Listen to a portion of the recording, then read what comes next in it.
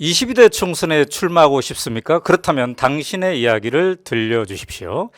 오마이TV가 22대 총선을 앞두고 대국민 출마 선언 프로젝트 나누구를 지난 13일부터 내보내고 있습니다. 저는 나누구, 나는 누구인가의 진행을 맡은 오마이뉴스 대표 기자 오연호입니다. 자, 저희가 나누구를 일주일 정도 지금 내보냈는데요. 출마 예정자들의 신청이 빗발치고 있습니다. 자, 오늘 이 시간에는 김기표님을 모셨습니다.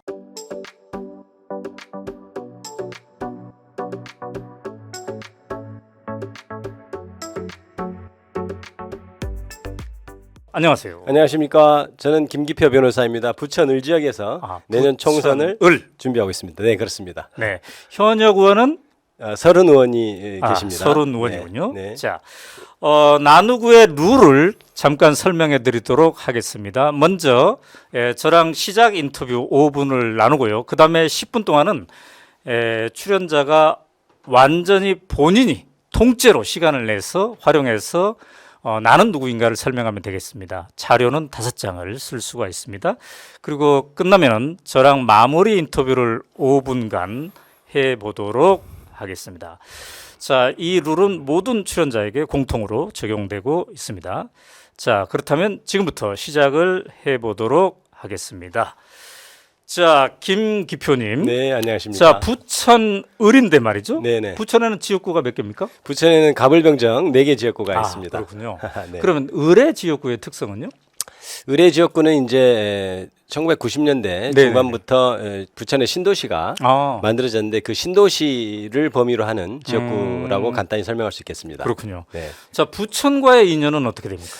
저는 이제 부천에서 초등학교, 네, 중학교, 네. 고등학교를 모두 나왔기 때문에요. 네. 저는 이제 부천에서 자라났고 부천이 저를 길러낸 도시입니다. 네, 그래서 그렇군요. 부천에서 출마를 결심하게 됐습니다. 자, 이제 법조계 인사인데 예. 검사도 하셨고 네네. 변호사도 하셨고 네. 검사를 해본 입장에서 예. 지금 윤석열 검찰 공화국이라고 하는데 네. 어떻게 지켜보고 있습니까? 한마디로 말하면은 네. 옛날에 군사 네네.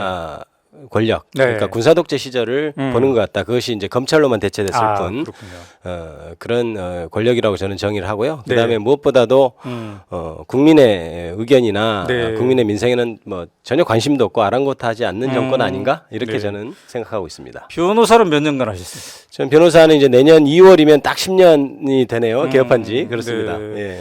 이제 요즘 이제 TV에도 가끔 나오시더라고요. 네, 시국 네, 관련 변호를 하고 있기 때문에 어떤 걸 하고 있습니까? 지금 현재 그 이재명 민주당 당 대표님의 최측근이라고 하는 네네. 김용 전 민주연구원 부원장의 네네. 정치자금법 위반 사건의 변호인으로서 총괄 변호인 단장을 제가 맡고 있습니다. 네. 총괄 단장은? 네, 그렇습니다. 네. 네. 자, 이제 총선에 출마는 처음이죠. 그렇습니다. 출마 예정인데 지금. 그렇습니다. 가족들의 동의는 받았습니까? 예. 동의는 받았는데요. 네. 처음에 아주 험난했습니다. 동의를 받는 반응이 과정에서 뭐 저희 집사람이 처음에 네. 미친 거 아니냐. 아니 왜 도대체 왜 미친 길로 가는 겁니까? 네. 그래서 누가 봐도 변호사 활동을 하는 것이 네. 개인이나 가족들에게 가장 뭐 합리적이고 좋은 네. 일 아니냐, 가장 비합리적인 선택을 한다, 네. 미친 선택을 한다 이런 말을 들었습니다만은 네. 저는 제가 더 이상 개인과 제 가족만을 위해 살지는 않겠다 이제 남은 여생을 그렇게 생각했기 때문에 열심히 활동하고 있고요. 네. 제가 지금 지금까지 살아온 것 중에 가장 행복한 나날을 보내고 있어서 저희 집사람이 네.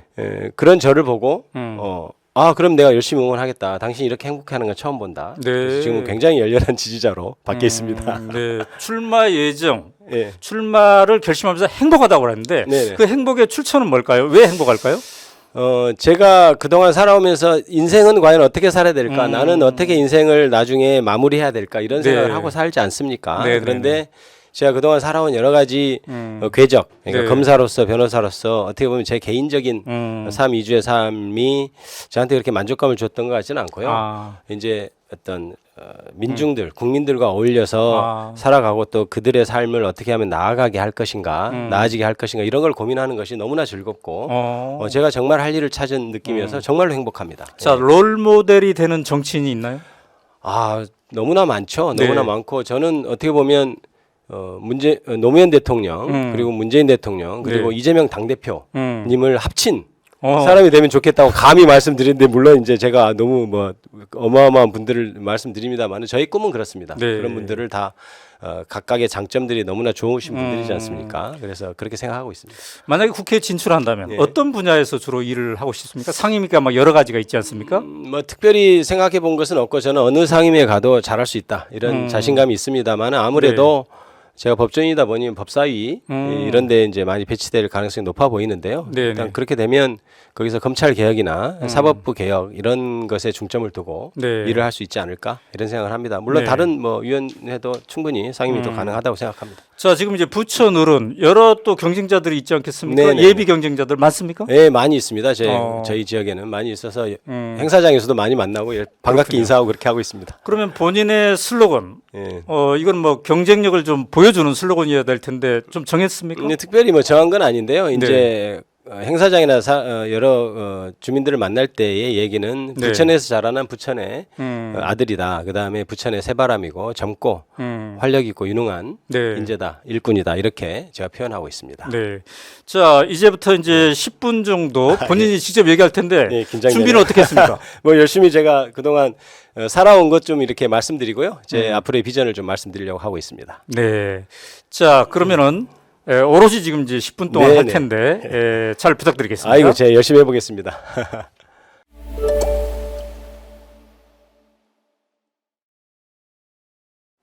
안녕하십니까. 저는 김기표 변호사입니다. 저는 현재 법무법인 유한한빛의 대표 변호사입니다. 그리고 더불어민주당 민주연구원 이사로 있습니다. 그리고 이전에는 문재인 정부에서 청와대 민정수석실 비서관을 역임하기도 했습니다. 그리고 현재 민주당원으로서 아까도 말씀드렸습니다마는 부천 을 지역에서 내년 4월 총선을 준비하고 있습니다. 저는 1972년생이고요. 전남 보성이라는 그 시골에서 아주 농촌 마을에서 태어났습니다. 저희 부모님은 가난한 농부셨는데요.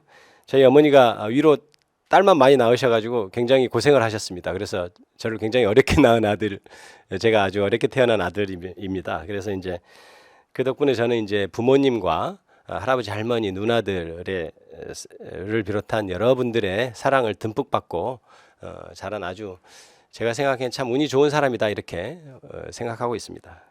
그렇게 이제 귀하게 얻은 아들을 어머님께서는 이제 저렇게 여기서 키워서 되겠나 이렇게 생각하셨던 것 같고, 그래서 미래를 생각해서 당시 이제 부천에 저보다 나이가 꽤 많은 큰 누나가 부천에서 직장 생활을 하고 있었습니다. 그래서 이제 큰 누나한테 저를 일찌감치 올려 보냈고요. 그래서 그 이후로 누나들이 저를 부천에서 키웠습니다. 그 덕분에 저는 부천에서 부천 북초등학교를 56회, 그리고 부천 동중학교를 1회, 그리고 부천고등학교를 14회로 졸업을 했습니다. 부천고등학교를 졸업한 후에는 서울대학교 법과대학에 입학을 하였는데요. 예, 다음 넘겨주시면 되겠네요. 예. 이게 이제 졸업 때 사진입니다만은 정의의 종이 서울법대 앞에 있는 종입니다. 근데 이제 저는 당시 대학교 생활을 하면서 고시 공부를 바로 하지는 않았습니다. 그리고 우리 사회에서 가난하고 어렵게 사는 사람은 어떻게 구조적으로 발생하는가, 그 다음에 어떻게 사회구조를 변혁해야만 그 약자로서 갖는 불평등을 해소할 수 있겠는가, 이런 문제에 관심이 많았고, 그 다음에 고민하고 그런 문제에 깊이 천착하였습니다. 그래서 사회과학서적도 많이 읽었고요. 학생운동도 매우 열심히 했었습니다. 그러한 대학생활을 마치고 졸업을 한 후에는 사법시험에 합격해서 사법연수원 30회로 연수과정을 마쳤습니다. 저는 당시 군대에 다녀오지 않은 상태에서 시험을 합격했기 때문에 이제 바로 검사, 판사, 변호사로는 갈 수는 없었고, 군대에서 의무복무로서 군법무관 생활을 했어야 됐었습니다. 군법무관 중에서도 이제 일반적으로는 특수전 사령부, 그러니까 힘든 훈련을 해야 되는데요. 이건 그것 때문에 가지 않으려고 하는 특수전 사령부, 그러니까 특전사 군법무관을 동기들은 보통 가기를 꺼려 합니다. 그런데 제가 자원을 해서 실제 공수훈련도 받고 낙하산도 메고 뛰어내리기도 했었습니다. 특전사 다녀오신 분들은 들으시면 딱 아시겠지만 저는 저의 공수훈련 기수는 01-6차 586차입니다. 그래서 그러한 특전사에서 군 검찰관, 군 판사로 3년간 군복무를 모두 마치고 검사로 임관했습니다. 지금 사진이 나오죠. 이게 지금 당시 강금실 장관님으로부터 임명장을 받는 사진입니다. 그렇게 검사로 임관해서는 여러 군데에서 일을 했지만 가장 대표적으로는 대검찰청 검찰연구관 그리고 서울중앙지검 특수일부 수석검사로 근무한 것을 들 수 있겠습니다. 그런데 대검찰청 검찰연구관으로 근무하던 당시 노무현 전 대통령과 관련한 비극적인 사건이 발생했고 제가 당시 수사를 담당하는 파트는 아니었지만 검찰의 수사로 인해서 전직 대통령에게 그와 같은 비극적인 일이 발생했다는 사실에 큰 충격을 받았습니다. 그리고 이후 특수부 검사로서 일을 하면서 특수부 수사가 갖는 기본적인 어떤 한계, 문제점, 구조적인 문제점들을 깨닫고 이게 내가 더 이상 내가 할 일은 아닌 것 같다. 뭐 다른 사람 원하는 사람 얼마든지 있으니 그 사람들이 하면 충분하지. 그리고 적어도 내가 이런 식으로 사회에서 쓰임 받지는 않겠다. 이런 생각을 제가 했습니다. 그렇게 해서 결국 2014년 2월에 검사의 직을 그만두고 변호사로 지금까지 활발하게 활동하고 있습니다. 그래서 벌써 변호사로 활동한 것만 해도 내년 2월이 만 10년이 되네요. 변호사로 활동하는 2021년 다음 넘겨주실까요? 2021년 1월 말경에는 당시 문재인 정부 청와대 민정수석실에서 반부패 비서관 제의를 받았습니다. 고민하던 끝에 당시 수락을 했는데요. 당시 민정수석실 사정이 조금 복잡해서 4월 1일자로 공식적으로 업무를 개시하였습니다. 반부패 비서관은 예하의 행정각부로부터 파견받은 행정관들, 이른바 늘공이라고 하죠. 늘 공무원인 분들. 그 다음에 정치권에서 온 행정관들, 이른바 어공이라고도 표현합니다. 어쩌다 공무원의 줄임말이라고 속된 말인데요. 그런 행정관들과 행정요원들 그리고를 통할하고 지휘 감독하면서 검찰, 경찰, 공수처, 국민권익위원회 등 주로 권력기관과 관련된 업무를 담당했습니다. 당시 세계 12강국인 대한민국이 돌아가는 속사정과 작동되는 원리 그리고 대통령과 직접 대면하면서 중요한 정책의 결정에 참여하고 있다는 사실에 즐거움과 자부심을 느끼면서 고된 스케줄에도 불구하고 큰 보람을 느꼈습니다.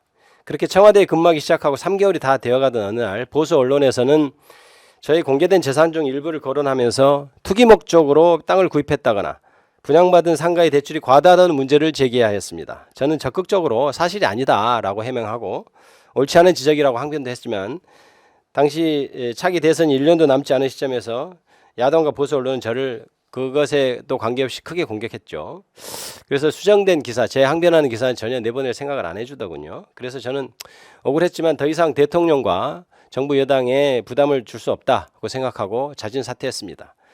이후 어떤 시민단체를 자처하는 단체의 고발로 인해서 경찰에서 수사까지 받게 됐는데요. 오랜 기간 수사 끝에 결국 최종 무혐의 처분됐습니다.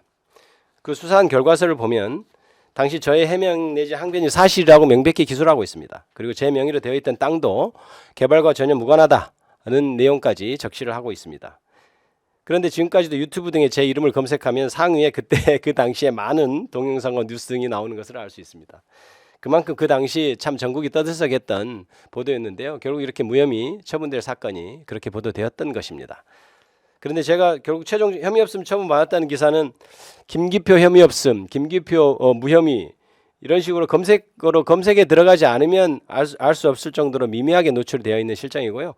그런 언론 현실을 보면서 안타까웠기도 합니다만은 어찌됐든 그래도 수사의 최종 결과로 당시 제 설명과 항변이 타당하다는 것이 밝혀진 것이 그나마 다행이라고 생각하고 있습니다. 저는 이후 대선 정부에서 이재명 후보를 적극 도왔고 그러한 인연으로 해서 김영 전 민주연구원 부원장의 정치자금법 위반 사건에 전체 총괄 변호인단의 총괄 변호인을 맡고 있습니다. 김영 부원장 사건은 현재 2023년 11월 30일에 선고문을 남겨두고 있는 상태인데요. 저는 무죄를 확신하고 있습니다. 현재 정권의 행태를 보면 국민은 안중에도 없거나 국민의 의견, 야당의 의견에는 아랑곳하지 않는 독선과 불통의 정권이라고 하겠습니다. 무엇보다도 정치적으로 중립을 지켜야 하는 검찰이 정권의 하수인에 대해서 그 수사권을 행사하고 있습니다. 특히 이재명 대표에 대한 수사는 이재명 대표가 구속될 때까지 한번 해보자 라는 식으로 대놓고 하고 있다고 봐도 과언이 아니라고 하겠습니다. 이렇게 해서 영장이 청구됐는데 소명 부족이라고 하니 그동안 수사 결과가 얼마나 부실한지 그리고 얼마나 속빈 강정인지 그리고 얼마나 무고한 사람을 괴롭힌 수사였는지가 잘 드러나는 것이라고 하겠습니다. 검찰 출신이라는 것이 참으로 부끄러운 고백이 된 요즘입니다. 하지만 검찰 조직의 속살까지 잘 알고 그 행동, 검찰의 행동을 정확하게 예측하고 대응할 수 있는 사람이야말로 이러한 검찰의 공격으로부터 민주당과 이재명 대표님을 잘 지켜낼 수 있다고 생각합니다.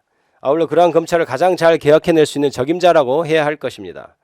그러므로 저는 앞으로 이러한 검찰에서 일을 하였던 경험 그리고 변호사로서의 풍부한 경험을 바탕으로 이재명 대표님과 민주당 그리고 대한민국의 민주주의를 검찰의 칼끝으로부터 지켜낼 수 있는 참다운 검사, 올바른 변호사 그리고 정의로운 국회의원이 될 것입니다. 저는 부천에서 자라났고 부천은 저를 키워냈습니다. 부천은 저를 길러냈습니다. 그래서 부천의 아들인 저는 제가 지금까지 부천에서 자라나서 받은 혜택, 검사도 하고 변호사도 하고 청와대 비서관도 하고 한 그 혜택을 저는 오롯이 부천을 위해서 돌려줘야 된다고 생각합니다. 부천은 과거에 비해 많이 쇠락하고 정체되어 있는 도시입니다. 그래서 너무나 부천의 아들로서 안타까운 심정이고 그래서 그 현재의 결과를 만들어낸 과거의 낡은 틀을 과감히 벗어 던져야 하고 그래서 부천은 이제 완전히 새롭고 완전히 유능하고 완전히 젊은 일꾼이 필요합니다. 이제 50세인 부천의 아들 저 김기표는 이제 부천이 다시 도약하는 1등 도시를 만들 수 있는 적임자입니다. 그리고 더 나아가 우리의 후손들이 영구히 살아갈 대한민국의 미래를 짊어지고 나갈 매우 참신하고 유능한 일꾼이라고 저는 자부합니다. 저는 앞서도 말씀드렸듯이 부천의 4개 선거구 중에서 부천 을지역에 내년 4월 총선을 준비하고 있습니다. 여러분께서 따뜻한 마음으로 지켜봐 주시고 응원해 주신다면 부천의 간판, 부천의 대표로서 자랑스러워할 수 있도록 열심히 그리고 잘할 수 있다는 것을 말씀드립니다. 장황하게 설명된 저희 얘기를 끝까지 들어주셔서 대단히 감사합니다. 마치겠습니다.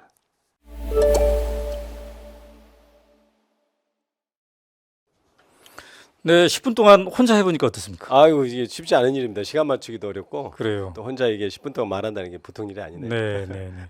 고향이 보성이라고 그랬어요? 네, 그렇습니다. 지금도 가끔 고향 갑니까? 예, 부모님이 아직 두 분 다 구존하고 계셔서 가끔 그렇군요. 부모님 뵈러 갑니다. 뭐 지역 소멸 문제에 대해서도 관심이 좀 많겠네요. 문제가 굉장히 심각합니다.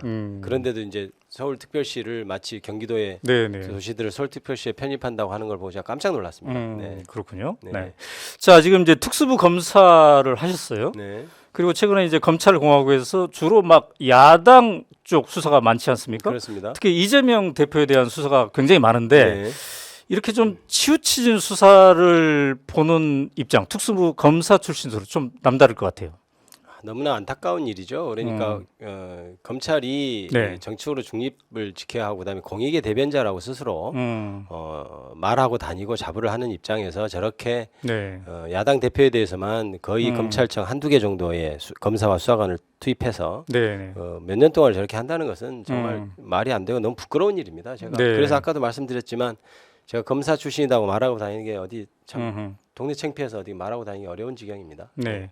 아까 이제 이재명 대표와의 인연도 언급을 하셨는데 네. 그런 수사를 받고 견뎌내는 이재명 대표 지켜보면서 어떤 생각했습니까? 정말 대단하다고 생각한 것이요. 네. 일단 첫 번째 아무리 저렇게 검찰에서 수사를 해도 나오지 않을 정도로 문제없이 살았던 것. 그것도 대단하고 그다음에 그 정도의 수사를 받는 사람이 일반 사람이라면 아마 거의 견디지 못하고 여러 네. 가지 안 좋은 일도 있고 그다음에 뭐 다른 것도 막 포기하고 이럴 수도 네네. 있는 상황인데 굉장히 정신적으로 잘 이겨내시고 그다음에 이제 그런 무고함을 밝혀내는 걸 보고 제가 깜짝 놀라고 있죠. 네. 자, 아까 이제 노무현 대통령의 비극적 네, 선택에 네. 대해서도 이제 언급을 하고 그랬어요. 네. 그동안 여러 가지 정치 지도자들을 지켜봤을 텐데 네. 이 지도자들은 나의 롤모델이 될 수 있겠구나라고 생각했던 지도자들이 있다면요?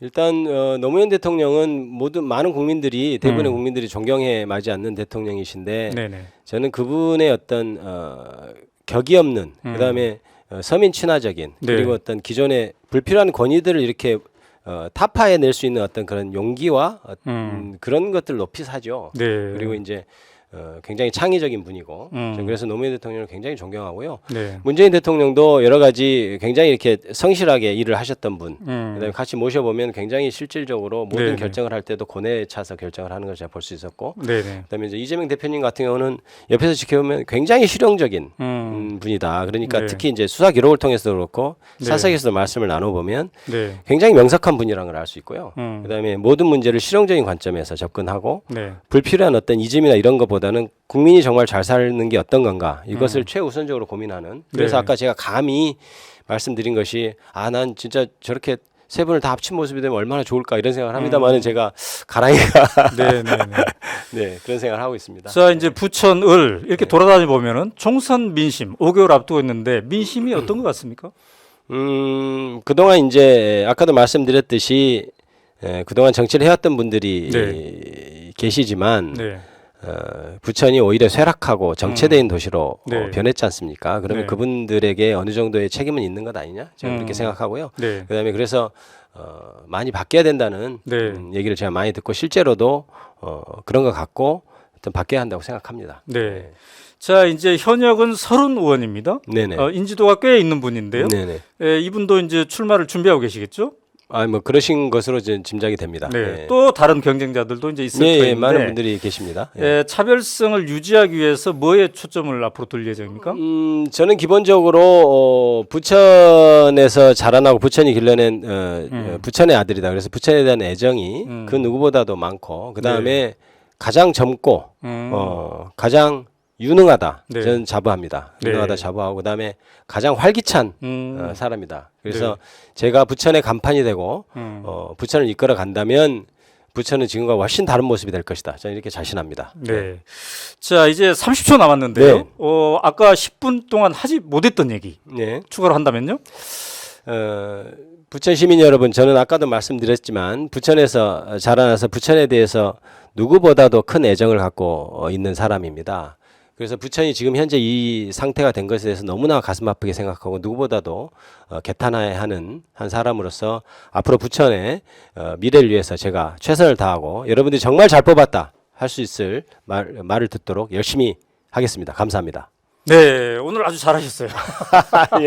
자, 이렇게 해보니까 어떻습니까? 이거 쉽지 않습니다. 시간이 무엇보다 시간을 지켜야 하니까 이게 조금 마음이 급해진다고 그럴까요? 좀 그런 면이 좀 있네요. 그래서 답변도 좀 짧게 해야 될 것 같고 그래서 충분히 뭐 말씀 못 드렸습니다만 다음에 한 번 더 불러주시면 제가 많은 얘기를 하겠습니다. 저희가 아직 결정하지 않았지만 반응이 뜨거운 분들을 모시고 2라운드를 이렇게 좀 해볼까 생각하고 있습니다. 제가 많이 봐서 조회수를 좀 늘려야겠군요.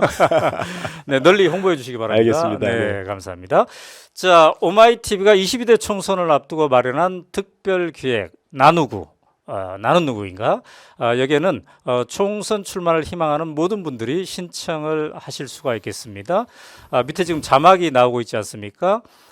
오마이 나누구 골뱅이 네이버닷컴으로 신청을 해주시면 저희가 심사를 해서 모셔보도록 하겠습니다. 많은 참여 부탁드립니다. 자, 오늘 김기표님을 모시고 함께했습니다. 감사합니다. 감사합니다.